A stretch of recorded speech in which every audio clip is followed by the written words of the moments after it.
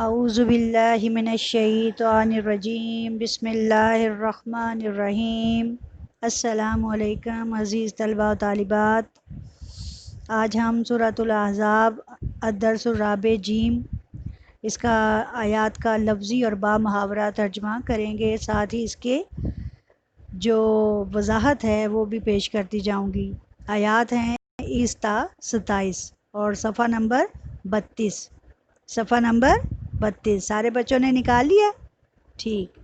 شاباش۔ چلیں جی ہم شروع کرتے ہیں۔ لَقَدْ كَانَ لَكُمْ فِي رَسُولِ اللَّهِ أُسْوَةٌ حَسَنَةٌ۔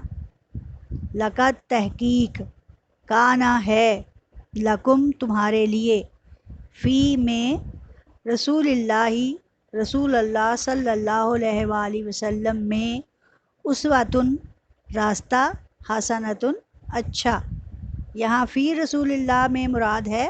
کہ رسول صلی اللہ علیہ وآلہ وسلم کی زندگی میں، بے شک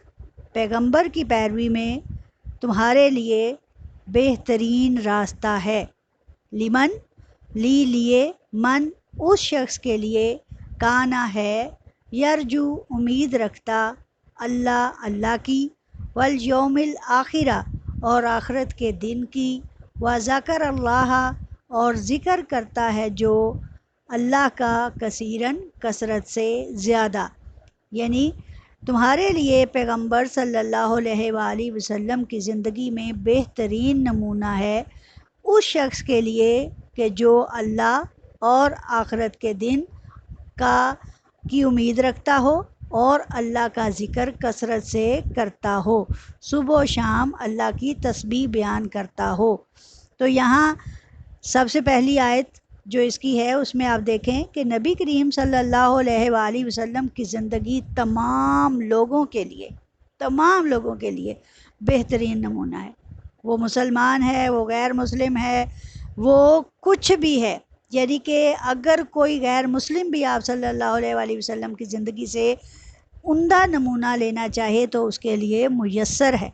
ٹھیک ہے، کیونکہ نبی کریم صلی اللہ علیہ وآلہ وسلم رحمت للعالمین ہیں، تمام جہانوں کے لیے رحمت ہیں۔ اب اگر آپ دیکھیں آج کل میڈیا کا دور ہے، آپ کو کئی ہندو آپ صلی اللہ علیہ وآلہ وسلم کی تعریف کرتے ہوئے ملیں گے، آپ کو کیمبرج اور آکسفورڈ جیسی یونیورسٹیوں کے سر فہرست نبی کریم صلی اللہ علیہ وآلہ وسلم کا نام ملے گا۔ تو یہ کس لیے؟ کیونکہ آپ صلی اللہ علیہ وآلہ وسلم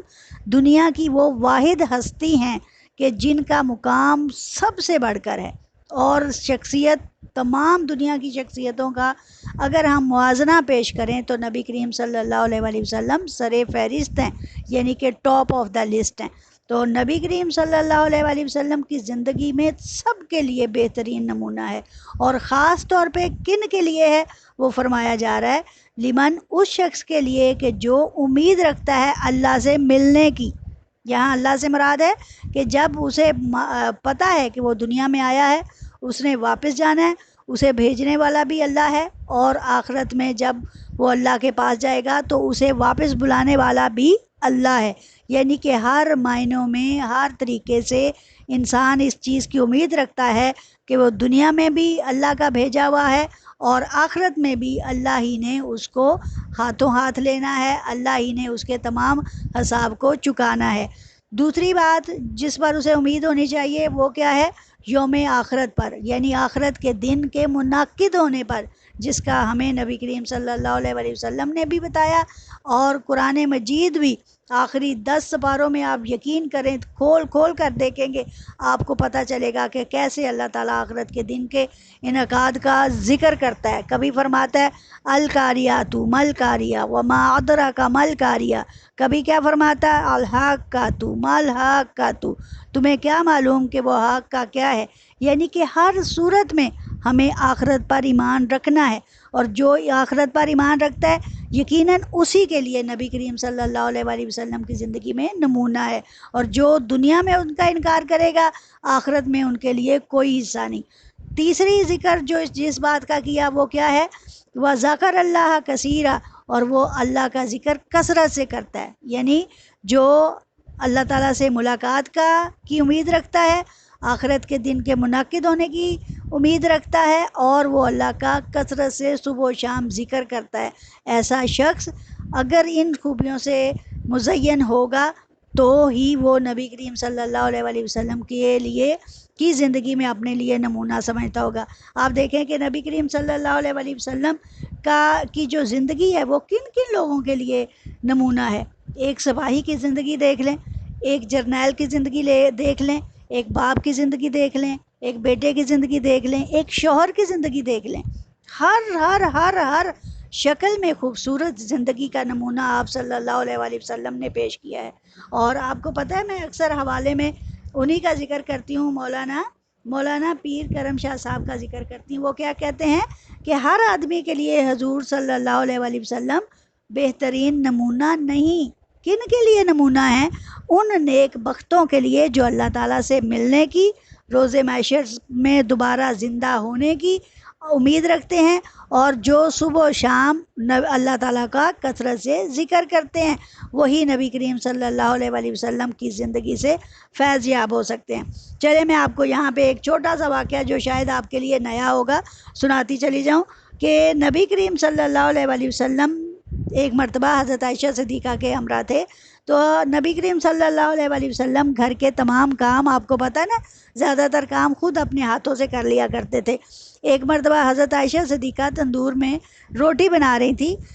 تو آپ نے حضرت محمد صلی اللہ علیہ وآلہ وسلم سے عرض کی، یا رسول اللہ صلی اللہ علیہ وآلہ وسلم آپ بھی ایک روٹی لگا دیں کہ کل کہیں کچھ ایسا ہو کہ مرد حضرات کہیں کہ ہم روٹی نہیں بنا سکتے، کہ ہمارے نبی صلی اللہ علیہ وآلہ وسلم نے یہ کام نہیں کیا، تو آپ ایک روٹی لگا دیں تاکہ مرد جو ہیں وہ کل کو اس چیز کا بہانہ نہ بنائیں۔ تو آپ صلی اللہ علیہ وآلہ وسلم نے فرمایا کہ عائشہ اگر میں روٹی بنا بھی دوں گا تو اس پہ پھول نہ پڑیں گے، کیونکہ میرے ہاتھ جس کو چھو جاتے ہیں اس کو آگ چھو نہیں سکتی، پک جائے گی لیکن اس پر وہ پھول جو آگ کے ہیں وہ نہ بن پائیں گے۔ تو آپ صلی اللہ علیہ وآلہ وسلم نے اسی طرح پیڑا بنایا اور روٹی جو ہے لگائی، لیکن وہ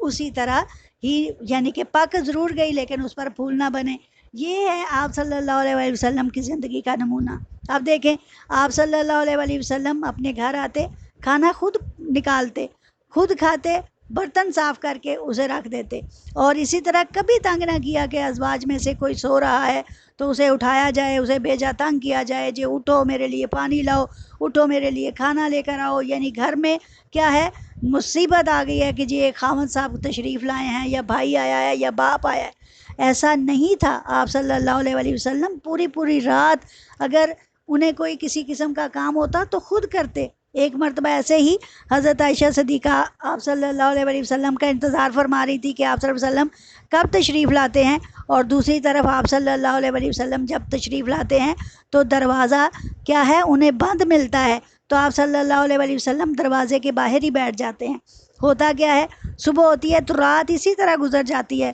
صبح ہوتی ہے تو ایک طرف دروازے کی کو کور کیے ہوئے حضرت عائشہ صدیقہ بیٹھی ہیں ٹیک لگائے ہوئے، اور دوسری طرف آپ صلی اللہ علیہ وآلہ وسلم ٹیک لگائے ہوئے بیٹھے ہیں۔ صبح ہوتی ہے، دروازہ کھلتا ہے تو دونوں کی آپس میں ملاقات ہوتی ہے۔ یہ ہوتی ہے محبت، اور یہ ہوتا ہے بہترین سلوک جو کہ آپ صلی اللہ علیہ وآلہ وسلم کا تھا۔ اور ایک حدیث آپ کو اور سناتی چلی جاؤں، اصل میں یہ ٹاپک ایسا ہے بیٹا کہ ہم بولتے چلے جائیں اور آپ صلی اللہ علیہ وسلم کی زندگی کی مثالیں ختم نہیں ہوتی۔ تو آپ صلی اللہ علیہ وسلم کا اسی طرح کا ایک اور واقعہ ہے کہ آپ صلی اللہ علیہ وآلہ وسلم اپنا ہر کام خود کرتے اور اس کو خود انجام تک پہنچاتے، ٹھیک ہے۔ اس طریقے سے آپ صلی اللہ علیہ وآلہ وسلم نے اپنی زندگی کا بہترین نمونہ جو ہے وہ پیش کیا ہر انسان کے لیے، اور کسی طور آپ صلی اللہ علیہ وسلم نے کسی کو تنگ نہیں کیا۔ آپ صلی اللہ علیہ وآلہ وسلم کی شخصیت ان تمام لوگوں کے لیے عمدہ نمونہ ہے جو کہ ان کی زندگی سے فائدہ اٹھا سکتا ہو۔ جس نے ان کی زندگی کا فائدہ نہیں اٹھانا وہ دنیا میں بھی ذلت کا شکار ہوگا اور آخرت میں بھی ذلت ہی ان کو ملے گی۔ چلے ہم اگلی آیت پر چلتے ہیں۔ وَلَمَّا رَأَى الْمُؤْمِنُونَ الْأَحْزَابَ، وَلَمَّا اور جب رَأَى دیکھا، الْمُؤْمِنُونَ مومنوں نے، الْأَحْزَابَ لشکروں کو، گروہوں کو، کہ جب مومنوں نے گروہوں کو دیکھا، یعنی اس لشکر کو جو مختلف گروہوں سے سجا ہوا تھا، 12,000 یا 10,000 کی تعداد میں ایک بہت بڑا گروہ، ایک بہت بڑا لشکر جو مسلمانوں پر حملہ کرنے کے لیے آیا، جب مسلمانوں نے ان کو دیکھا، قالو تو وہ بولے، ہاذا یہ، ماں وہی ہے، ماں وعدنا اللہ، جو وعدہ کیا تھا اللہ نے ہم سے، ورسولہ، اور اس کے رسول نے، یعنی کہ جو مسلمان تھے، جو مومن تھے حقیقی طور پر، جو اللہ اور اس کے رسول صلی اللہ علیہ وسلم کی ہر بات پر سر تسلیم خم کرتے تھے، وہ کیا کہتے ہیں کہ جب انہوں نے لشکروں کو دیکھا تو انہوں نے ان لشکروں کو دیکھ کر فرمایا یہ تو وہی گروہ ہیں جن کا اللہ تعالیٰ اور اس کے رسول صلی اللہ علیہ وسلم نے ہم سے وعدہ کیا تھا، وصدق اللہ، اور سچ کر دکھایا اللہ نے، ورسولہ، اور اس کے رسول نے اپنا وعدہ، ٹھیک ہے، کہ اللہ اور اس کے رسول صلی اللہ علیہ وسلم نے اپنا وعدہ سچ کر دکھایا ہے، وما زادہم، اور نہیں زادہم مگر، وما اور نہیں زادہم بڑا ہم ان کا، الا مگر، ایماناً ایمان، و تسلیماً اور تسلیمات، یعنی سر تسلیم خم کرنا، اطاعت کرنا، یعنی کہ جب انہوں نے ان گروہوں کو دیکھا تو انہیں لگا کہ یہ تو وہی بڑے بڑے گروہ ہیں کہ جن کا اللہ اور اس کے رسول نے وعدہ کیا تھا کہ کل کو اگر بہت بڑے گروہ بھی تمہارے سامنے آ جائیں تو اللہ تعالیٰ ان کو بھی تمہارا مطیع کر دے گا، ان کو بھی تمہارے تابع کر دے گا۔ تو انہیں جب یہ دیکھے، تو جب یہ لشکر انہوں نے دیکھا تو انہوں نے کہا کہ واقعی اللہ اور اس کے رسول کا وعدہ سچا ہے، اور اس سے کیا ہوا، اس سے ان کا ایمان اور تسلیمات یعنی اطاعت مزید بڑھ گئی، وما زیادہ، اور نہیں بڑھا ہم ان کا، الا مگر، کیا بڑھا کہ اس سے ان کا حوصلہ بھی بڑھا، اور ساتھ ہی ایماناً ان کا ایمان بھی پختہ ہوا، و تسلیمہ، اور ساتھ ہی ان کی اطاعت میں بھی اضافہ ہو گیا، اور انہوں نے اللہ اور اس کے رسول کا حکم ماننے کی مزید ٹھان لی۔ ٹھیک ہے، سمجھ آ گئی ہے آپ لوگوں کو اس آیت کی اچھی طرح سے، کہ جب انہوں نے گروہوں کو دیکھا تو انہوں نے کہا کہ یہ وہی گروہ ہیں جن کا اللہ اور اس کے رسول صلی اللہ علیہ وسلم نے ہم سے وعدہ کیا تھا، اور پھر اللہ اور اس کے رسول کا کہا سچ ثابت ہوا، اور اس طرح ان کے ایمان اور تسلیمات میں مزید اضافہ ہو گیا۔ سمجھ آ گئی؟ آگے آیت نمبر اگلی پہ چلتے ہیں۔ من المؤمنین، مومنوں میں سے، رجال، وہ بھی آدمی ہیں، یہ رجل کی جمع ہے رجال، رجال وہ بھی آدمی ہیں، صدقو جنہوں نے سچ کر دکھایا، ماں جو عہد اللہ انہوں نے عہد کیا تھا اللہ سے، علیہ اس پر، یعنی انہوں نے جس بات پر اللہ سے عہد کیا تھا وہ انہوں نے کیا کیا، وہ اپنے وعدوں کو سچا کر پائے، وہ اپنے وعدوں کو پورا کر پائے۔ فمنہم، پس ان میں سے، من وہ شخص بھی ہے، قدا جس نے پورا کر لیا، نہبہ اپنی نظر کو، یہ نظر نون زوئیں والا نہیں ہے، نون زال ریزر، ٹھیک ہے، نون زال ریزر، نظر کا مطلب ہوتا ہے منت، یا کوئی ہم کسی سے کوئی منت مانگ لیتے ہیں یا فریاد یا کوئی ایسی چیز طے کر لیتے ہیں کہ ہم ایسا کریں گے، تو مسلمان جو کہ اللہ اور اس کے رسول صلی اللہ علیہ وسلم پر پختہ ایمان رکھتے تھے، انہوں نے اس بات کی قسم کھا لی، انہوں نے یہ وعدہ کر لیا اللہ اور اس کے رسول سے کہ وہ اپنی نظر کو پورا کریں گے۔ نظر ان کی کیا تھی کہ وہ اپنی جان کا نذرانہ پیش کر دیں گے آپ صلی اللہ علیہ وآلہ وسلم کی زندگی پر، آپ صلی اللہ علیہ وسلم کی آپ صلی اللہ علیہ وسلم کے ہر حکم پر اس کو پورا کر دکھائیں گے۔ ٹھیک ہے، اب اس کی مثال میں بھی میں ابھی آپ کو ایک صحابی کی زندگی کے بارے میں یا ان کی شہادت کے بارے میں بتاتی ہوں، پھر آپ کو احساس ہوگا کہ کیسے۔ من المومنین، مومنوں میں سے، رجال وہ بھی آدمی ہیں، صدقو سچ کر دکھایا، ما عہد اللہ جو انہوں نے وعدہ کیا تھا اللہ سے، علیہ اس پر، فمنہم پس ان میں سے، من وہ شخص بھی ہے، قدا جس نے پورا کر لیا، نہبہ اپنی نظر کو، ومنہم اور ان میں سے وہ بھی ہیں، من ینتظر کہ جو ابھی منتظر ہیں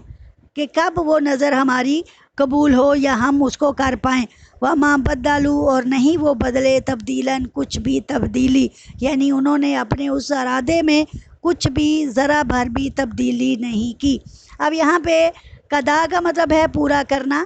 ٹھیک ہے، نہبہ کو اگر ہم معنی میں لیں، نظر کے معنی میں لیں تو یہ منت کا پورا کرنا ہے۔ دوسری صورت میں جو اہل عرب ہیں وہ نہبا کا ایک معنی موت کی صورت میں بھی لیتے ہیں. وہ کہتے ہیں نہبا کا مطلب ہے موت. موت بھی کیا ہوتی ہے کہ جب ہم اللہ اور اس کے رسول صلی اللہ علیہ وسلم نے جتنی ہمیں زندگی دی ہے اللہ نے، اس کے بعد جب موت آ لیتی ہے تو ہم اتنا ہی وعدہ جو اللہ سے کیا ہوتا ہے اللہ کے حکم کے مطابق وہ پورا کر لیتے ہیں اور یوں اپنی زندگی ختم کر کے چلے جاتے ہیں. دوسرا جو اس میں معنی آ رہا ہے وہ میں ینتظرو، اور وہ بھی ہے جو کہ ابھی انتظار میں ہیں. وہ ان سے مراد وہ لوگ ہیں، یہ نہبہ مطلب سے مراد ہے وہ لوگ جنہوں نے شہادت کا مرتبہ حاصل کر لیا. ٹھیک ہے، نہبہ کا مطلب کیا ہے کہ جنہوں نے شہادت کا مرتبہ حاصل کر لیا ہے. جبکہ وَمَن يَنْتَظِرُ، اور جو انتظار میں ہیں یہ وہ لوگ ہیں جو غازی بن کر زندہ سلامت میدانوں سے یا میدان جنگ سے واپس گھروں کو آ گئے، لیکن ان کے دلوں میں ابھی بھی کسی قسم کی تبدیلی نہیں ہے. وہ چاہتے ہیں اگر دوبارہ کافروں سے ہماری مٹ بھیڑ ہو جائے، ہم ان سے مقابلہ کریں تو ہمیں دوبارہ شہادت کا مرتبہ مل جائے. کیونکہ مسلمانوں کے لیے کیا ہے کہ انہیں شہادت تمام دنیا کی ہر چیز سے بڑھ کر ہی محبوب ہے. مسلمان کیا کرتا ہے؟ یا تو جان کا نذرانہ دینا پسند کرتا ہے یا پھر فتح کے ساتھ واپس لوٹنا. ٹھیک ہے، تو کیا ہے شعر میں ہے، شہادت ہے مطلوب و مقصود مومن. یہ علامہ اقبال کا شعر ہے. شہادت ہے مطلوب و مقصود مومن، نہ مال غنیمت نہ کشور کشائی. یعنی کہ جو مومن ہے اس کا مقصود کیا ہے، اس کا مقصد اس کی زندگی کا کیا ہے؟ صرف اور صرف شہادت. اس شہادت میں کا اس کو کوئی لالچ نہیں ہوتا کہ اس کی وجہ سے اسے لڑائی میں مال غنیمت ملے یا اسے لڑائی میں بڑی بڑی سلطنتیں ملیں، بلکہ اس کا مقصد صرف اور صرف شہادت حاصل کرنا ہے. چلیں یہاں میں آپ کو ایک ایگزامپل حضرت مصعب بن عمیر رضی اللہ تعالیٰ عنہ کی دیتی ہوں کہ جب نبی کریم صلی اللہ علیہ وسلم وہ غزوہ احد میں تھے تو کیسے کفار نے مڑ کر حملہ کیا، اور اس صورت میں آپ صلی اللہ علیہ وسلم کی جان کو بھی بہت خطرہ تھا کہ صحابہ اکرام نے اپنے بازوؤں کے ذریعے اپنے گٹھے کی وجہ سے آپ صلی اللہ علیہ وسلم کو امان میں رکھا اور اپنی خون بہائے اپنی جانیں قربان کر دیں. ان میں حضرت مصعب بن عمیر رضی اللہ تعالیٰ عنہ بھی تھے. انہوں نے آپ صلی اللہ علیہ وسلم کو اس طرح ڈھانپ رکھا تھا کہ ان پر کوئی ضرب نہ لگے، اور اسی سلسلے میں انہیں جو ہے وہ آپ صلی اللہ علیہ وسلم پر جان قربان کرنے کا موقع مل گیا، اور یوں وہ شہید ہو گئے. اور آپ صلی اللہ علیہ وسلم نے خود ان کے بارے میں یہ گواہی دی اور دعا فرمائی کہ میں گواہی دیتا ہوں کہ بارگاہ خداوندی میں قیامت تک شہید ہیں. یعنی حضرت مصعب بن عمیر قیامت تک شہید ہیں. ایسے لوگ ہوتے ہیں جو آپ صلی اللہ علیہ وسلم پر اپنی جان نثار کرتے ہیں. ایک اور صحابی تھے حضرت طلحہ بن عبید اللہ، یہ بھی غزوہ احد کی بات ہے. اس میں بھی انہوں نے آپ صلی اللہ علیہ وسلم کی خوب حفاظت کی. اور کیا کیا کہ آپ صلی اللہ علیہ وسلم جب حضرت طلحہ بن عبید اللہ کو دیکھ کر یہ فرمایا تھا، یہ ابھی شہید نہیں ہوئے تھے، انہوں نے اتنے زخم کھائے تھے کہ ان کے ہاتھ شل ہو گئے تھے. ان کے بارے میں جب بھی آپ صلی اللہ علیہ وسلم ان کو دیکھتے تو یہ ارشاد فرماتے کہ جو شخص یہ پسند کرتا ہے کہ روئے زمین پر چلتے پھرتے ایسے آدمی کو جس نے اپنی نظر پوری کر دی ہے اس کو دیکھا جائے تو وہ حضرت کن کو دیکھ لے؟ حضرت طلحہ بن عبید اللہ کو دیکھ لے کہ انہوں نے چلتے پھرتی ان کی زندگی بتا رہی ہے. ان کے جسم کا یہ ہاتھ کٹا ہوا یا جو شال ہوا ہے یہ آپ کو چلتے پھرتے نظر آ رہا ہے، اور آپ کو پتہ چلنا چاہیے کہ انہوں نے اپنی اسی نظر کو شہادت کا مرتبہ چاہتے تھے، لیکن اللہ تعالیٰ نے انہیں غازی بنا کر واپس بھیج دیا. لیکن یہ ایک زندہ اپنی اس چیز کی علامت ہے. اب قیس بن حازم نے انہی کے بارے میں فرمایا، یعنی طلحہ بن عبید اللہ کے بارے میں، کہ طلحہ رضی اللہ تعالیٰ عنہ کا ایک ہاتھ شل دیکھا. جنگ احد کے دن رسول اللہ صلی اللہ علیہ وسلم کو انہوں نے اسی ہاتھ کے ذریعے کافروں سے محفوظ رکھا تھا. ہاتھ اتنا زخمی ہوا کہ شل ہو گیا، یعنی کہ وہ کام کرنے کے بالکل قابل نہ رہا، شل ہو گیا، اس کے بعد بھی بے جان ہی رہا. لیکن انہوں نے آپ صلی اللہ علیہ وسلم کے لیے اپنے بازو کو پیچھے ہٹانا پسند نہ کیا. یہ ہوتے ہیں وہ لوگ جو اپنی نظر کو قبول کر لیتے ہیں. ٹھیک ہے، اور اس طرح کیا ہوا کہ کسی طور بھی، اور کچھ ان میں وہ لوگ ہیں کہ جو غازی بن کر واپس آئے اور ان کا ارادے اسی طرح پختہ ہیں، عزم اسی طرح ان کے بلند ہیں کہ ہم اپنے یا تو میدان جنگ میں جا کر شہادت کے رتبے پر فائز ہو جائیں گے یا پھر غازی بن کر واپس لوٹیں گے، بزدلوں کی طرح پیٹ پھیر کر میدان جنگ سے بھاگیں گے نہیں۔ میرا خیال ہے آج میں نے کافی بول دیا، اور میں آج تھوڑے جوش اور جذبے میں بھی آئی ہوئی ہوں، تو آپ لوگوں کو میری اس بات کی اچھی طرح سے سمجھ آ گئی ہوگی، اور رسول اللہ صلی اللہ علیہ وآلہ وسلم کہ اسوہ حسنہ کی بھی آپ کو اچھی طرح سمجھ آ گئی ہوگی کہ کیسے ان کی زندگی ہمارے لیے عمدہ نمونہ ہے۔ میں اوپر آپ کو ایک وہ آیت میں بتانے لگی تھی کہ آپ صلی اللہ علیہ وسلم کی ایک حدیث مبارکہ ہے کہ میں دنیا میں سب سے اچھا انسان وہ ہے کہ جو اپنے گھر والوں کے لیے اچھا ہے، اور میں اپنے گھر والوں کے لیے سب سے زیادہ اچھا ہوں۔ تم لوگوں میں سے سب سے زیادہ اچھا وہ شخص ہے جو اپنے گھر والوں کے لیے اچھا ہے، اور میں تم سب میں سب سے اچھا ہوں اپنے گھر والوں کے سلسلے میں۔ ٹھیک ہے کہ آپ صلی اللہ علیہ وآلہ وسلم اپنے اہل خانہ کے ساتھ ہم سب سے کہیں زیادہ اچھے تھے۔ ہم انسان ہیں، ہم عام لوگ ہیں، ہم سے غلطی کوتاہی ہو سکتی ہے، لیکن نبی کریم صلی اللہ علیہ وآلہ وسلم کی زندگی عمدہ نمونہ ہے جس میں غلطی گنجائش نشتہ۔ ٹھیک ہے، انہوں نے کوئی غلطی اپنی زندگی میں نہیں چھوڑی۔ اس کے ساتھ ہی آج کا سبق جو ہے اسے ختم کیے دیتے ہیں، انشاءاللہ اگلے سبق میں پھر ملتے ہیں۔ اللہ حافظ، اپنا خیال رکھیے گا، اللہ حافظ۔